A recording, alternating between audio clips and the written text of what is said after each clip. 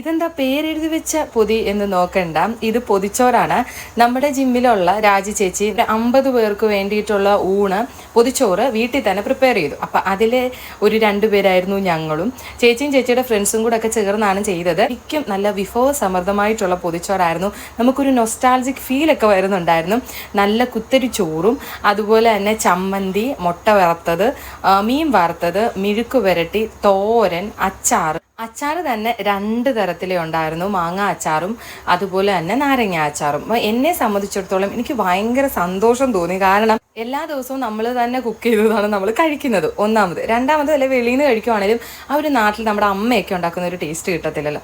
പക്ഷേ ഇത് അങ്ങനെ അല്ലായിരുന്നു. നല്ല നമ്മുടെ വീട്ടിലുണ്ടാക്കി തരുന്നത് പോലത്തെ ടേസ്റ്റ് ആയിരുന്നു. എല്ലാം സൂപ്പറായിരുന്നു. ഭയങ്കര സന്തോഷം തോന്നി. കാരണം നമുക്ക് ഇങ്ങനെയുള്ള ചെറിയ ചെറിയ സന്തോഷങ്ങളൊക്കെ അല്ലേ ഉള്ളൂ അന്യനാട്ടിൽ വന്ന് നിൽക്കുമ്പോൾ. അപ്പോൾ thank you so much Raju ചേച്ചി ആൻഡ് ഫ്രണ്ട്സ്.